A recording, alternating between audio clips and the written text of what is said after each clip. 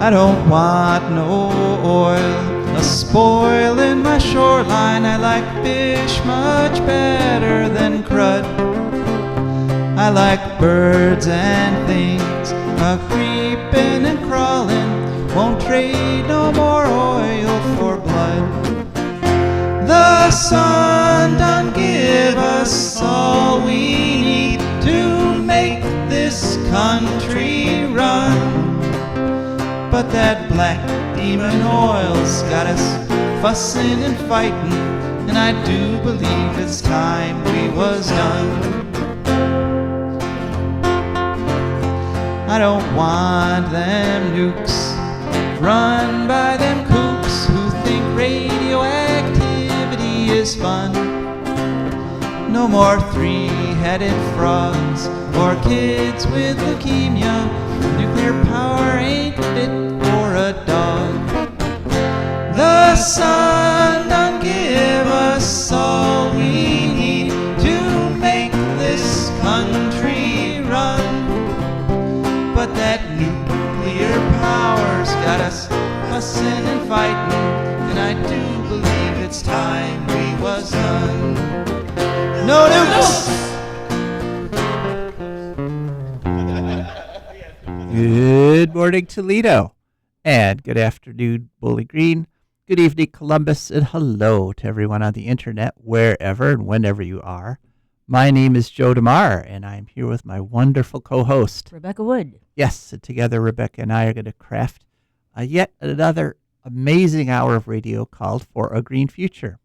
For a Green Future is a show where we talk about ecology and the environment, and we talk about them in the ways that they affect you, your personal wealth, your personal health, your personal happiness, and the wealth and health and happiness of all the critters on the planet, the phytoplankton and the krill and the blue whales and pretty much everybody and everything, because, like it or not, all of us, critters and plants and fungi and bacteria and everybody and everything, are on this tiny little planet, this tiny little blue dot in space called Earth. And we've got a great show for you today. We're going to just chat about this and that for the next 10 minutes or so. We don't have a guest this week, which makes it a good time for you to call in at 877-909-1007. That's 877-909-1007. Instead, what we're going to do in a little bit after we just chat about random stuff is we're going to be talking about krill. There's breaking krill news that has big geopolitical implications, and so we're going to do a little talk about that. Then we'll hear from our fantastic advertisers and patrons, without whom this show would not be possible. Or wait, without whom this show, would not be possible. And then it'll be Rebecca's turn at the mic. And Rebecca, what do you have for us this week? Going to talk about banyan trees. Banyan trees, okay. And then it's ecological news from around the world, a mix of good and bad this week.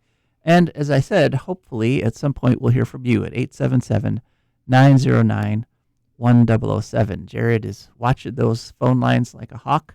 And so just call in and you can talk to him, and then you can talk to us and get out on the air, get your opinion out there on the air. And speaking of the air, it's a little chilly this morning. In fact, we finally had our first frost there on the 25th. And just in case you were wondering, that is very late for Northwest Ohio to have the first frost on the 25th. It's not the record. The record is November 3rd. That's what that was way back in good old 1897. But it is much later than average. The average for Northwest Ohio is October 6th. And so to not have a frost until October 25th is really just more proof, more support for the idea that we're in global warming. It just so happens that on that date, on that what is usually the average first frost date for Northwest Ohio, our high that day was actually 86 degrees.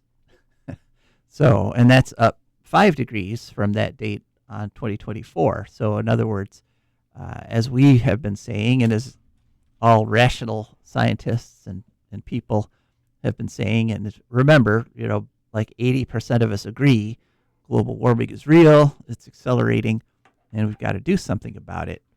The problem is that all that is based on reality. And reality is getting harder and harder to put forward. It's showing up less and less in the public sphere. Like if you watch TV or the internet or news or anything like that. But the fundamental thing is that reality requires information, right? I was just able to tell you, that this first frost was like 3 weeks later than normal, that, it's near the record high, near the record late frost for Northwest Ohio. But information is getting harder and harder to find.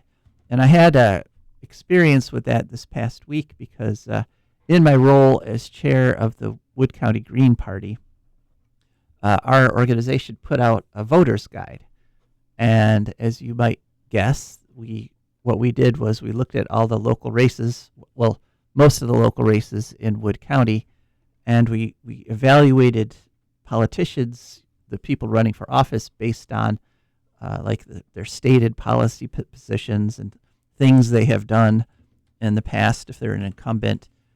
But it was getting harder and harder to find that information. There is the League of Women Voters Guide, but the problem with that voter's guide is what they do is they ask the candidates questions, and the candidates get to answer, and so you get what the candidate says about something. But if you watch politics for any length of time, like a week or more, you realize that you pretty much have to kind of ignore what politicians say about themselves, and you have to look at what they actually do, because often there's a huge gulf there, and that gulf is getting harder and harder to cross. It's harder and harder to find information. One example that we found as we were doing the voter's guide this year is that a lot of politicians have cleaned up all their social media. You know what I mean? They've gone back and scrubbed out any posts that are political because they don't want, one thing in politics, if you take any position, you're going to upset somebody. So the strategy now seems to be don't take any positions. I mean, they're politicians. Yeah. They're supposed to be okay with politics. Yeah, well, and they used to be. They used to not be afraid to get out there and say what they ran for, what they stood for. One example is a fella who is a MAGA guy, and in the 2024 election, he ran and he lost that election. He's running again this time. But in the 2024 election, he had his MAGA stuff right out there in the open for everybody to see. He was promoting MAGA conspiracy theories. He had all these wonderful adulation posts about Trump. Those are all gone. And what you see now, if you go to his social media, are pictures of kittens and quotes from people like Gandhi. Right. So, yeah, because, people are basically, politicians are sort of trying to distance themselves because Trump is not popular right now for many, many reasons. And so, but this is not just a right-wing thing. This is not just one party. This is across the board. Political signs no longer have any information besides the name of the candidate. I don't know if you've noticed that, but Yep. But they'll just say a name. They don't tell you why you should vote for that person. They should at least put, Bob for Congress. I'm a good guy. Something. Yeah. Okay, that would be something better than just, elect Bob. Yeah. Yeah.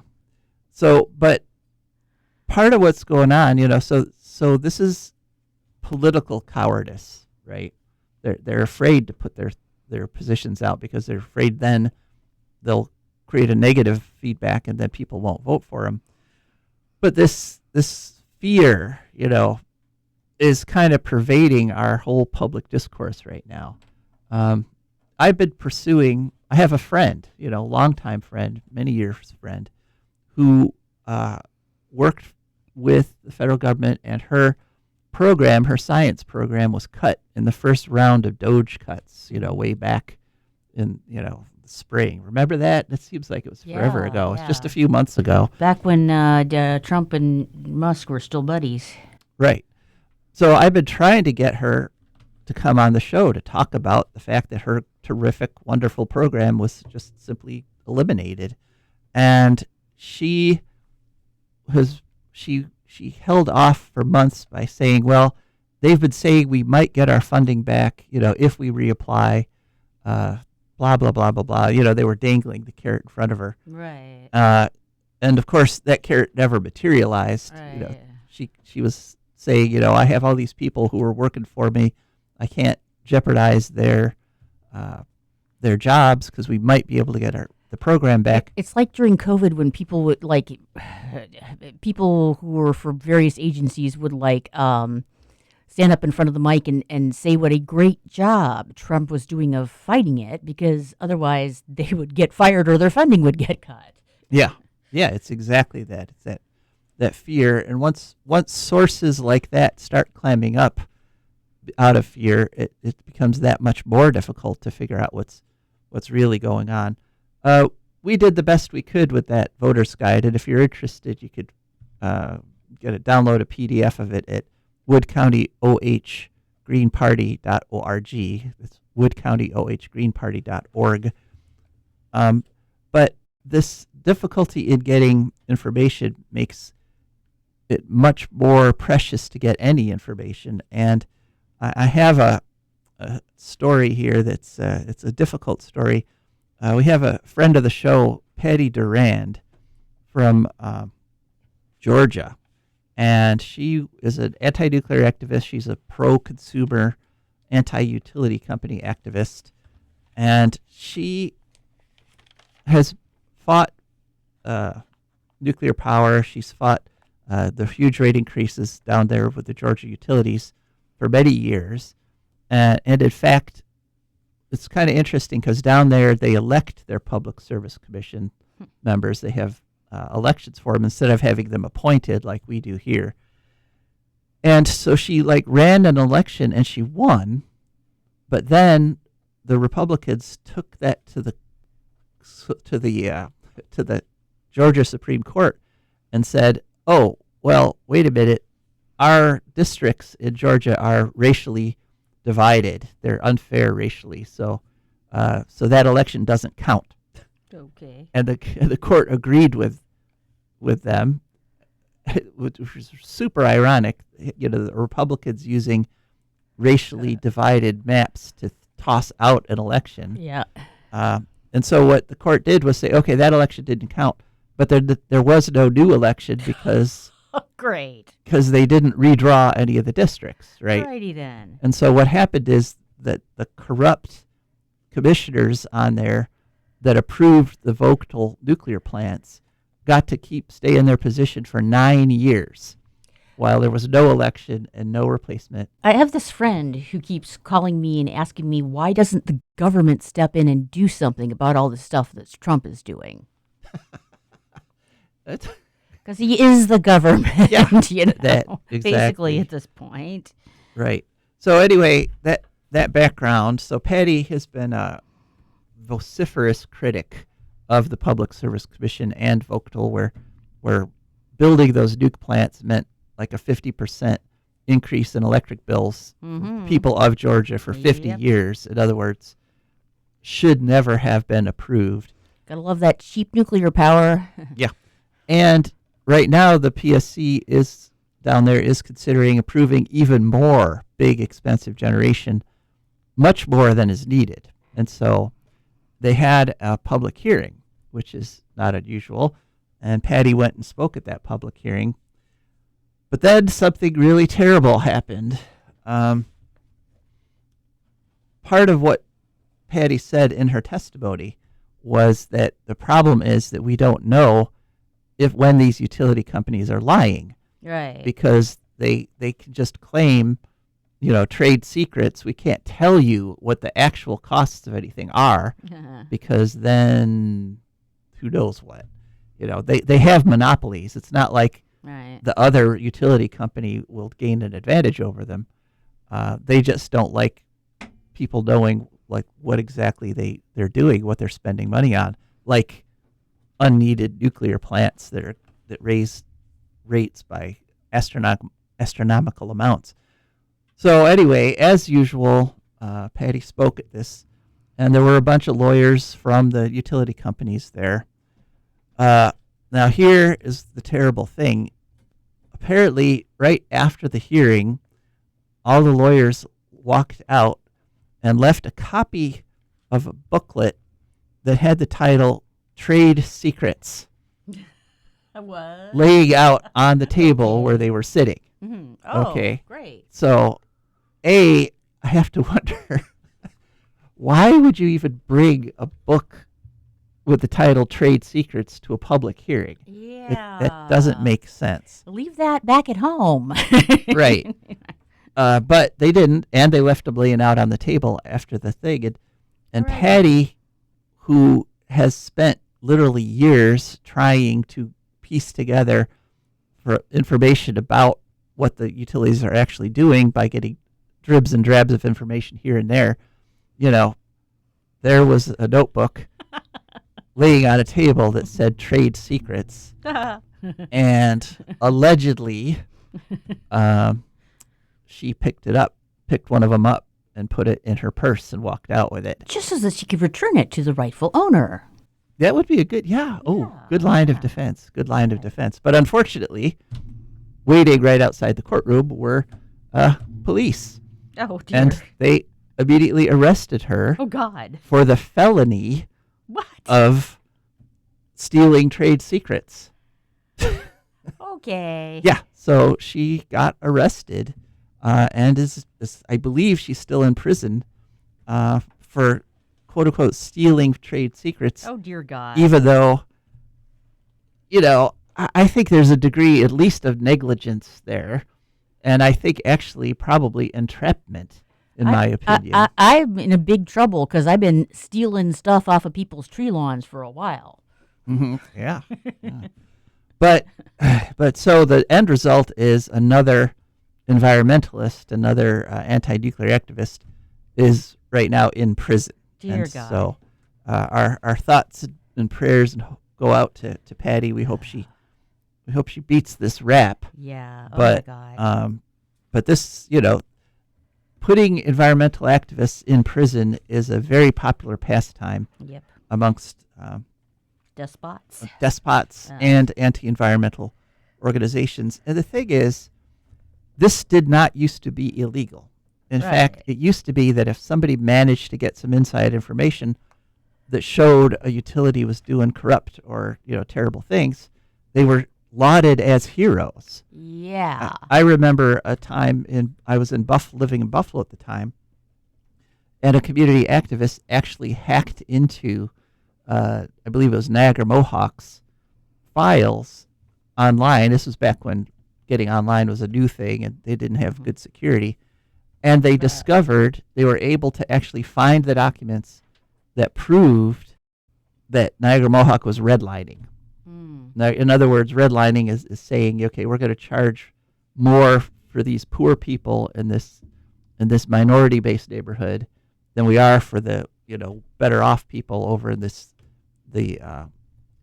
mostly white neighborhood. Oh, my God. And they found these files and so it was a big scandal. They were forced to redo their pricing. It made the papers, and everybody lauded this guy as a hero because he managed to find the smoking gun, right? Yeah. He got the information. That's the point of this whole rant today, is he was able to unearth the information, and the whole community benefited from that. But now what's happening more and more is that people are getting arrested if they try to get that information out there. And this brings us to the second portion of our show where we're going to talk about krill. Because breaking news this morning in The Guardian, title is Russia arrests Ukrainian biologist for backing curbs on Antarctic krill fishing. Did you get that? Oh, curbs. Okay. Right. So, in other words, the scientist says there we should be need curbs. need to harvest less krill Right. because we're hurting the krill because we're over harvesting. And so Russia has arrested him and charged him with treason. What are they doing with the krill? Are they feeding it to other fish or what? That is one of the things that they do with krill. Do they make soup? They turn them into. Okay, there's a huge industry down there now. They harvested 500,000 tons last year Wow. of krill. Wow. And what they do is they turn them into fish meal. Yes. Right. Okay. And so all those fish farms that are also killing everything, like the salmon farms up in Norway, yeah. a large part of what they're eating is krill that's All been right. turned into these pellets. But also there's a market for krill oil Oh my. that's become a health thing.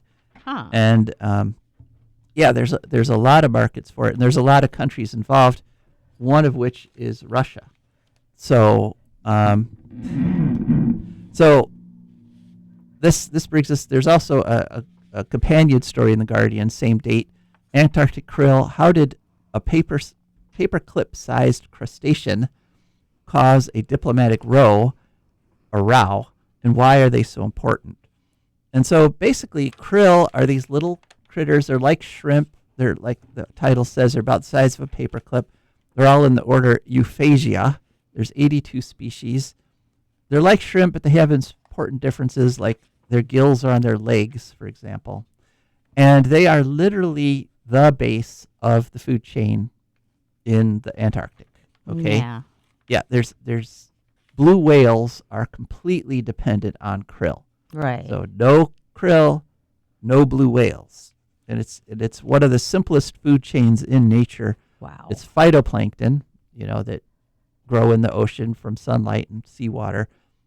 Krill eat the phytoplankton, blue whales eat the krill. And so that's very simple, but lots of other things eat krill too. And also possibly you don't want humongous quantities of phytoplanktons all of a sudden. Well, yeah, because what happens when you get that's called a bloom. You get an Yepers. algal bloom. Yep. And then what happens, that the unpredated algae overpopulate and die in huge billions, and so they sink to the bottom of the ocean where they rot, and that produces methane, which is a more potent greenhouse gas than carbon dioxide. So Oh boy. no, you don't want to just have algae anywhere, because they don't know how to control themselves. They'll Right. just populate all over. Krill is also eaten by seals, by penguins, seabirds. Of course, many, many fish eat krill, and even squid Wow. eat krill. And so, everything in the Antarctic depends on krill. And what has happened is the krill fishing has increased year after year after year, to the point where last year, what has been acknowledged is that was the first year that krill fishers took more than the fishery could sustain. In other words, now krill populations are going to start crashing because we're eating more of them than can be taken away. And blue whales don't need a thigh gap. No, true. Yeah. If you like blue whales, you like to see them plump. That's how you prefer Yes. your blue whales on the pudgy side. So anyway, the biologists they're talking about in the article is a fellow named Leonid Dishnikov. He's a Ukrainian. Oh, do you want to take a shot at pronouncing that? Leonid Shenivkanov. Yeah, Shenivkanov. Shenivkanov. Okay. Okay, I'm sorry. Leonid. Yeah. Like Leonid Brezhnev. You remember him. Right. And he is a Ukrainian, but he lives in Crimea with his family, so it's occupied Crimea. And he's been representing the Ukraine at at an organization called the Commission for the Conservation of Antarctic Marine Living Resources, My goodness. which is one of the most bureaucratic names for a commission I've ever heard. It's quote unquote shortened to the CCA-MLR. Anyway, this is the body that's supposed to regulate krill fishing, and it's supposed to designate marine protected areas all over the global ocean. And they've actually done a very poor job of it. They've actually only listed 2 marine protected areas on the whole globe, relatively small. But he was a biologist that worked for that organization, And this week, they're having a conference in Hobart, Tasmania, where they are going to try to set limits on Antarctic krill fishing. And that's why Russia arrested him. They were very upfront about it. Well, wait a minute. He's what he I thought he was Ukrainian. He was Ukrainian? He is Ukrainian, but he lives in occupied Crimea. Okay, that so makes the Russians sense. could get a hold of him. Yeah, okay. basically. Because That's people got around in the Russian Empire there. Right. They went places. And so he's 70 years old. He's in poor health. There's a global uproar about it because he's basically just a scientist, you know. Right. He's not tossing politics into this. He just Right. wants to protect the krill. But both China and Russia are also in this organization, which unfortunately operates by consensus. Mm. So that means if even one country says, no, let's just go ahead and harvest the krill to death, that's what happens because They probably don't put it exactly like that, but they might not. But so this is a big, terrible thing because if we don't protect those krill, then the Antarctic Ocean food web, the Antarctic Ocean, basically can crash. Without krill, everything dies. All those seals, the penguins, Yeah. the lovely, lovely photogenic penguins that we all love Yeah. so much. Without krill, they will go extinct. And so this idea that you could basically arrest a scientist for what their research has shown because they're going to try to advocate for policy based on their research, that's a particular kind of evil. well, it's Russia. It is Russia, but this is spreading around the world. You're It's right. not unique to Russia. More and more places are acting like Russia. Yeah, it's very dangerous to be an environmentalist anywhere. Sorry, I know Russia has its merits. Sorry about, people who like something about Russia. Yeah. I mean, Russia is another country, but when they do something absolutely horrible, you Yeah. got to call them out. Yeah. I mean, if this were Trump arresting global warming scientists, for example, we'd also be calling them out, We most certainly would, which, yes. may not be far off. But the important thing is, the idea I'm trying to get out here is this idea that truth, information, correct, accurate information, reality is absolutely essential to having a green future, to having a planet that will continue to sustain us. Because the truth is that if China and Russia get their way in this Commission for the Conservation of Antarctic Marine Living Resources, then, that hurts all of us. And you might say, well, what does it matter to us if the Antarctic ecosystems collapse? As we were just saying to Rebecca, if that area, if the Antarctic turns from a carbon absorber, which it is right now, so that these phytoplankton absorb billions of tons of carbon, the krill also contain, millions and millions of tons of carbon. If that turns into instead a situation with no big animals, lots of algal blooms, lots of methane produced, that's it for the planet. We will now be making an uninhabitable Earth with temperatures that are too high, with air that is almost poisonous to breathe. Because if Antarctic turns from a carbon dioxide absorber to a methane producer, we're done. That's not good. That is good not at good. all. Yeah. I mean, the Antarctic was the scene of the ozone hole. Yeah. And that was back in the day, the fact that there was an ozone hole that was growing is what prompted a global treaty, a global reaction on chlorofluorocarbons and a ban on them that has now sealed up. It's healing that ozone hole. We need exactly the same thing with global warming gases. And again, it all has to be based on truth. And I just want to finish this little rant here today with a quote from Gandhi. Gandhi used to say God is truth when he was, kind of in his middle age. When he got a little older, he switched to saying truth is God. And, Interesting. Yeah. And Well. he was saying, I'm sure you could see the significance of that change. Is that That's sort of like what was it? Who was it? Keats, Shelley. Beauty is truth, and truth is beauty. Okay, yeah. Yeah. So, anyway, we strive to bring you truth every week on this show. And so, thank you so much for listening. What did you think? What do you think about all this, what's going on all over the world, or any ecological or environmental topic? You can call in at 877-909-1007. The reason we're able to do this is because we have wonderful advertisers and patrons. For Green Future is brought to you by the Wood County Park District. Imagine a place where nature meets adventure, where you can climb, paddle, fish, and explore. That place is right here in Wood County. The Wood County Park District is here to protect, preserve, and inspire. We conserve natural and cultural treasures, so you can enjoy the outdoors like never before. By maintaining green spaces, providing fun programs, restoring wildlife habitats, and leading outdoor adventures. Want to connect with nature? Try your hand at archery, bouldering, geocaching, paddling, rappelling, and more. Whether you're seeking experience or a peaceful retreat, our parks are open every day from 8 a.m. to 30 minutes past sunset all year round. Come explore, get outside, experience nature. Your parks, your adventures, waiting for you. Find us online at wcparks.org or on Instagram, Facebook, or X, or call 419-353-1897. That's 419-353-1897. The Wood County Park District, preserving nature, creating adventure, and inspiring a greener future. And of course, we're also brought to you by our patrons.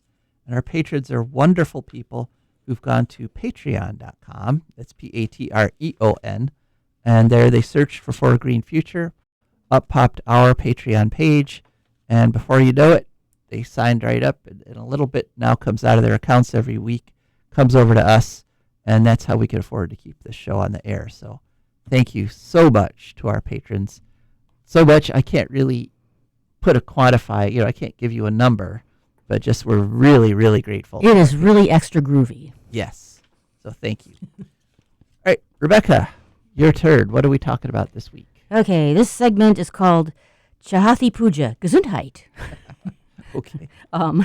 Right. So we are on the second day today of a 4-day festival called Chahathi Puja, which is puja means the worship. So it's about the worship. Oh, Chahath Puja. Sorry. Yeah, it's a festival celebrated, I believe, in India, especially Eastern India, Nepal, and the diaspora of South Asian people. And it's about the sun god Surya and a goddess named Chahathi Maya, who seems to be associated with cats and the moon. I guess, and motherhood, too. Yeah, she rides cats, sort of like the goddess Freya, who has her chariot pulled by cats. Huh. So, yeah, I mean, you know how cats are. They'll mother damn darn near anything that they that little that crawls up to them, That's true. I did put a baby squirrel in with a bunch of kittens once. And right. Yeah, mother took care of it. There you go. Yeah, so they're mothers, but well, the reason I decided to narrow it down from there and associate it with something natural. So apparently, this goddess is sometimes represented by a banyan tree or a banyan tree with a red rock or things like that. It's not really specifically anything in her mythology about a banyan tree, but banyan trees in South Asian culture symbolize life and longevity. And because they can grow new trunks from aerial shoots. If you look at one, it's just like this big mushroom sitting there, mushroom-shaped tree with a little leafy cap and then sort of a veil of roots hanging down over it, which I guess eventually develop into trunks if you leave them there. So, which you kind of have to. There's too many, But they're associated with permanence and stability and represent the tree of life in Indian culture. So yeah, they're really kind of neat trees. They're found in a bunch of different tropical areas, including India, that they're native to. Their Latin name is Ficus bengalensis, ficus meaning fig, also called strangler figs, because they grow on other trees. They start as like a vine and then put down these roots and swallow the trees sometimes. Um, they can be grown as large outdoor trees or houseplants. And they like a lot of bright indirect light. I don't know how you do indirect light. I don't understand this. But yeah, they have glossy elliptical leaves also. So they're very pretty trees. Ecologically speaking, they have a lot of benefits. They provide food and shelter for many species. Those roots we're talking about are really great for soil stabilization and preventing erosion. They make oxygen and cool air with their large canopies, which creates its own little microclimate where you can not be as hot and miserable. And they filter pollutants from groundwater also. And animals, birds, and insects all eat the figs because everything that can eat figs likes figs, basically. Some drawbacks would be they have invasive potential in some regions. Because you remember, what do we say about things with aerial roots and dense root balls and all this stuff? They're hard to get rid of. We remember that. It's everything that anytime you hear like dense root balls, you think, uh-oh, could be invasive. Yeah. So they also have a pretty high water demand. So you don't want to plant them where you don't have a lot of water. You don't want them growing there. Also, they envelop and kill the host tree sometimes. So if that is a tree you want, then you might not like banyan trees so much. Some threats to them, which the list of drawbacks was pretty thin and kind of theoretical. Like, oh well, they could do this or that in some circumstances. Whereas the benefits were, they do everything good. They do it a lot, But some threats to them would include urbanization, deforestation, habitat fragmentation, and also insect infestations, which can weaken the tree. Particularly, there's something called the ficus stem gall wasp that specializes in making their lives unpleasant. Also, interestingly, root compression can weaken them, which comes from urban structures, like when they aren't allowed to expand beyond a certain point. So, they have some problems. It's best to put them away from areas with a lot of buildings, or not put the buildings up near them. Okay. All right.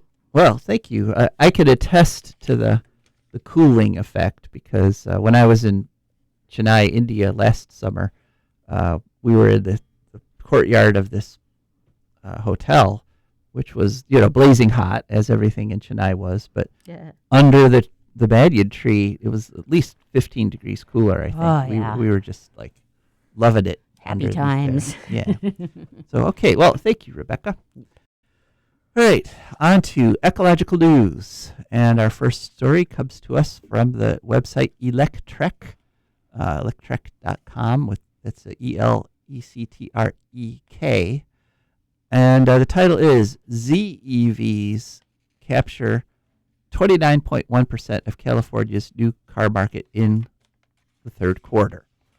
And a ZEV, it's getting really kind of ridiculous, all these acronyms, because you've got ZEV means zero emission electric vehicle. All right. But that basically just means an EV. Right. Yeah. An electric car. Stuff. Yeah, because there's also PHEVs and now there's BEVs and, just forget all that EVs. All right. About a third of the California new car market are EVs. And of course, California is one of the largest car markets in the world because California is the fourth largest economy. So if Californians are going 30% electric right now, that is how things are going to go, basically. The electric cars are on the way.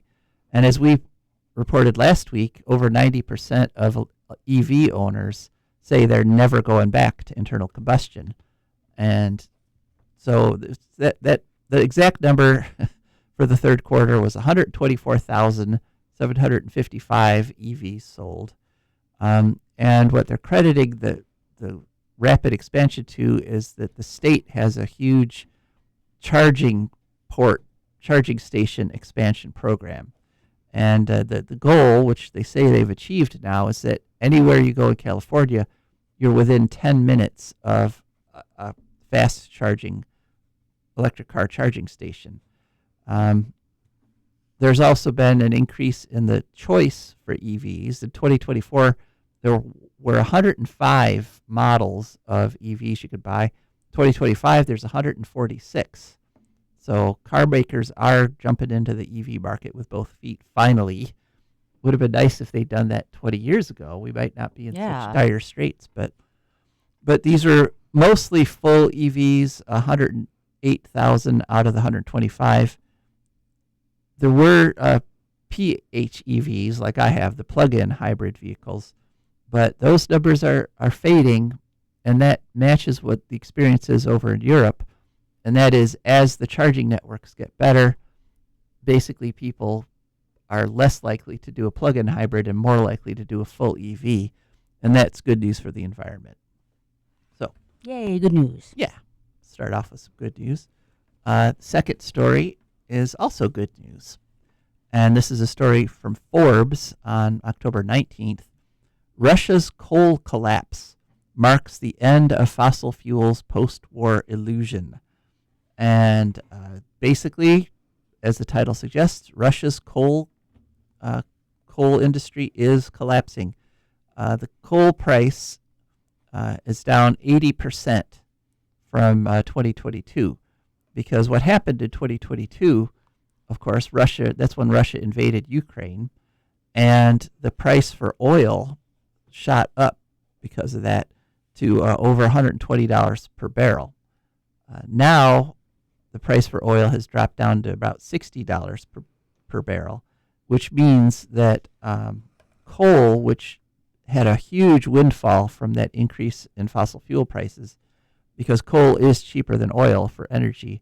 But essentially what's happening around the world is renewables are finally killing coal and oil. Yay. Because they are just... Get them. Yeah, they're just too expensive. I mean, it just makes sense. If you have an energy source that doesn't require fuel... Hit them again harder. Yeah. So, in fact, from January to July of this year, the Russian coal industry has lost $2.8 billion. In fact, 23 coal companies have gone out of business in Russia. That's 13% of the total number of coal companies. And another 53 coal companies are literally on the verge of bankruptcy, about to go out of business. And one of the main reasons is that logistics, moving the coal from the mine to the furnace, now make up 50 to 90% of the cost of burning coal, of using coal. Whereas, of course, with wind and solar, you don't have to truck the wind, or you don't have to truck the solar energy Very true. from the source to your wind turbine or your solar panel. It just comes to you. And so being able to cut 50 to 90% off the cost of an energy source makes a huge difference.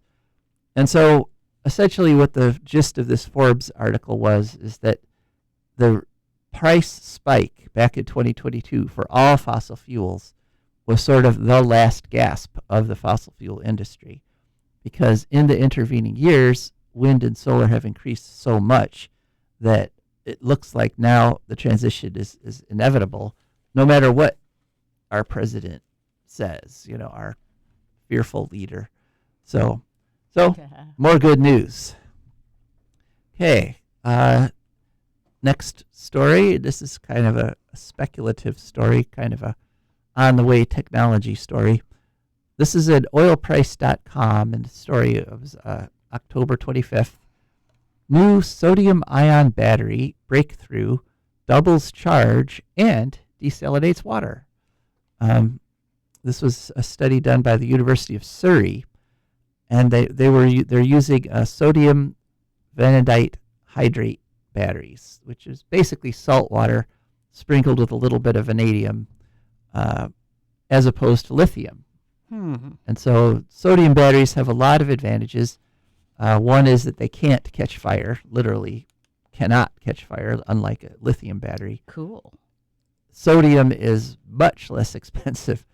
than lithium. I mean, ocean water is just packed with sodium. So literally, you just put a pipe in the ocean, and there you've got your electrolyte.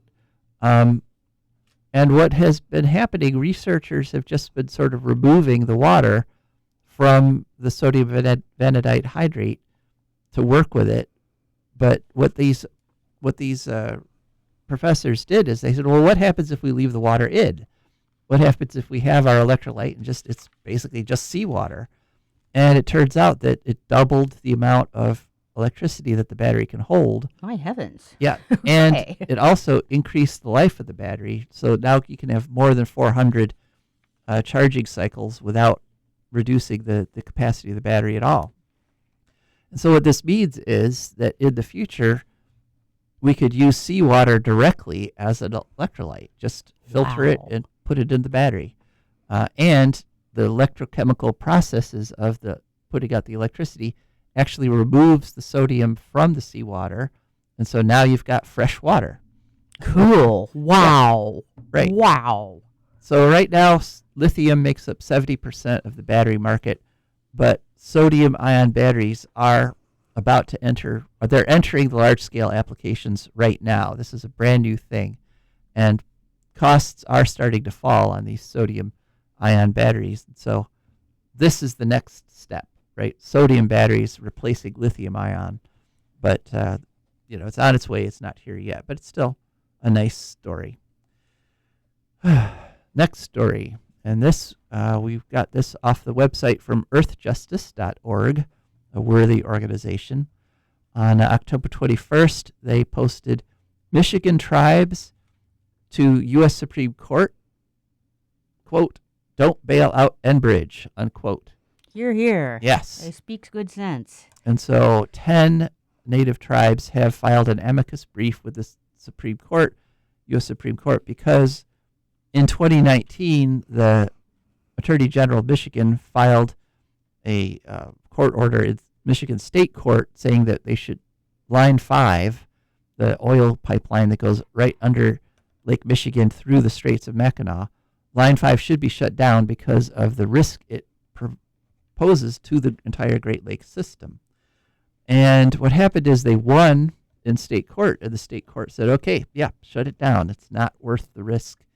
For the profits of one company, Enbridge, is not worth the risk of 40 million people's drinking water, which is what would be Right. threatened if this Line 5 ever ruptures. Wow. And so they won, and then 2 years went by, past the deadline to appeal. But then Enbridge appealed No to the boy. Supreme Court. It said, Oh, okay, boy. we know we're 2 years late, Uh, but please, pretty please. And this Supreme Court said, sure, Of course they did. yeah, you broke the rules. Yeah, of But course we'll hear special, your it's case. okay. Yeah, because you're Enbridge. And Right. you're a fossil fuel company. Of Right. course we'll give you whatever you ask for. So the Supreme Court is going to hear this case. But as I said, 10 tribes have gotten together, filed this amicus brief, basically saying that the shutdown, the ordered shutdown, protects their tribal fishing rights and their tribal cultural protection rights. Because if the pipeline breaches, then they can't fish and they can't do a lot of their ceremonies. Enbridge, the company that owns the pipeline and is doing all this evil stuff, has a history of pipeline ruptures, including basically the line 6B, which is went through Kalamazoo and under the Kalamazoo River.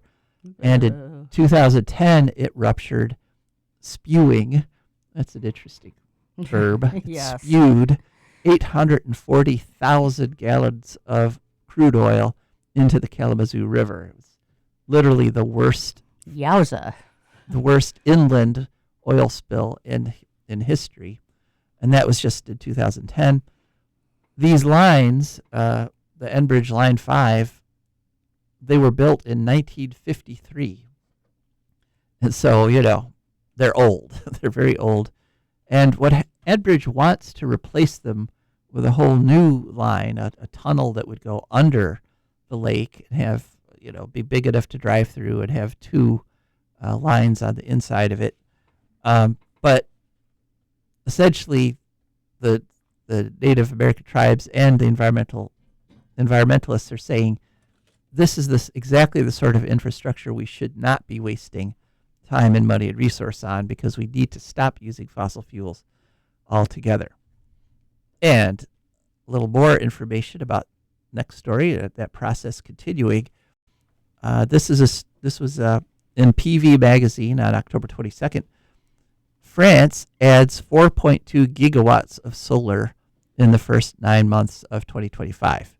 In other words, nuclear-addled France, which has for decades said, nukes are the answer, they are switching to solar very rapidly. Okay, France. Yeah. In fact, they added they now have 24.85, almost 25 gigawatts of solar power, providing 12% of the country's electricity. Each of those gigawatts of solar is roughly the equivalent of a nuclear power plant. And they've only got 57 nuke plants in the whole country. So right now, those plants are providing 70% of their electricity. But the important thing is that the trends are that the nukes are providing less and less, smaller and smaller percentage, and solar is providing more and more. So solar's at 12% and climbing.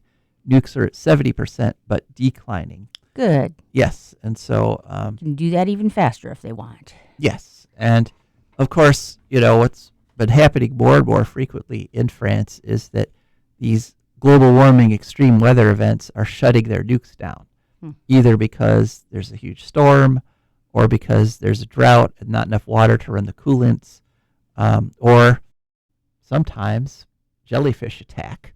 Yep. Remember that? I do. I do remember that. That was wild. Jellyfish are increasingly shutting the French nukes down because with the warmer Mediterranean Ocean, you get more and more jellyfish. And so wind turbines and solar panels are immune to jellyfish attack, as Also, France is discovering. Just to be on the safe side, you probably shouldn't pet them.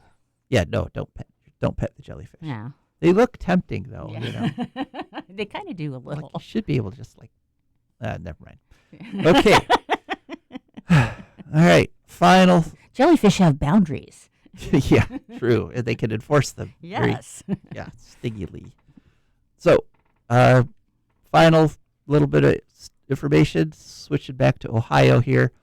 2 important bills in front of the Ohio House right now. HB 399.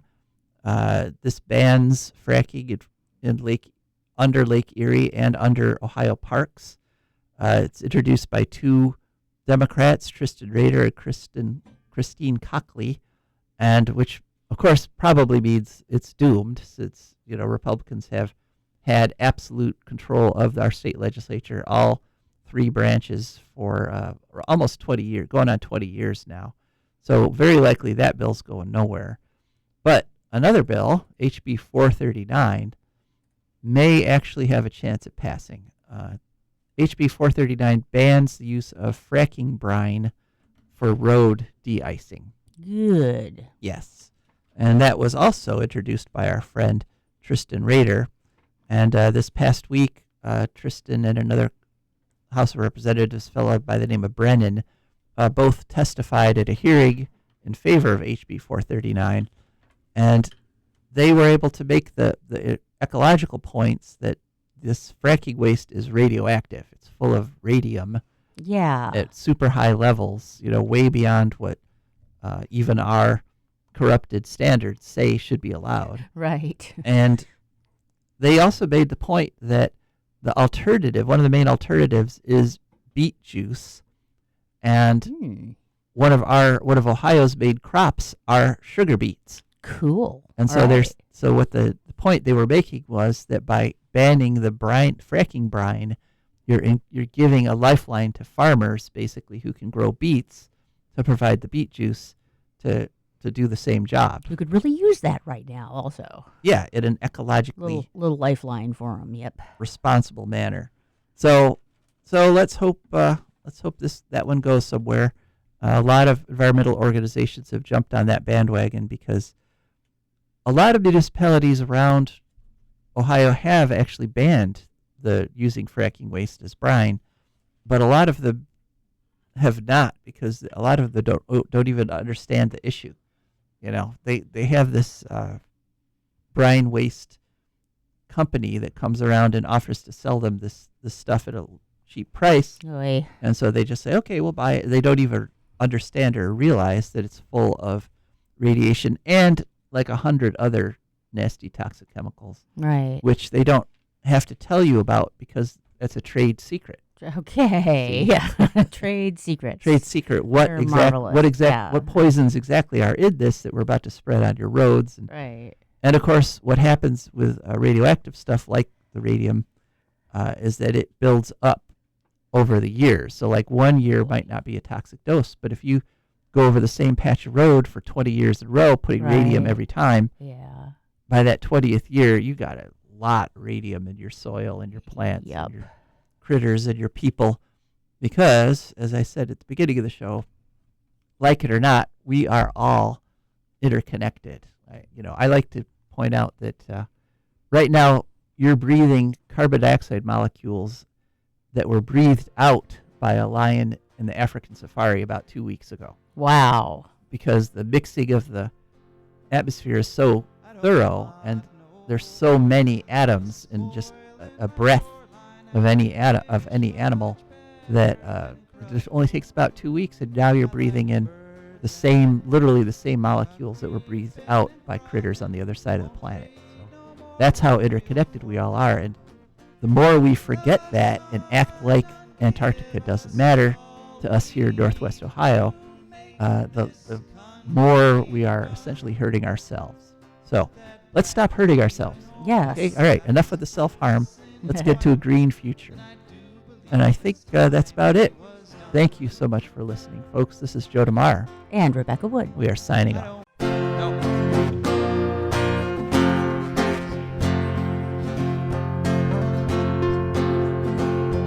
I don't want no oil, a spoil in my shoreline. I like fish much better than crud. I like birds and things a-creeping and crawling. Won't trade no more oil for blood. The sun done give us all we need to make this country run. But that black demon oil's got us fussing and fighting, and I do believe it's time we was done. I don't want them nukes run by them kooks who think radioactivity is fun. No more three-headed frogs or kids with leukemia. Nuclear power ain't fit for a dog. The sun done give us all we need to make this country run. But that nuclear power's got us fussing and fighting, and I do believe it's time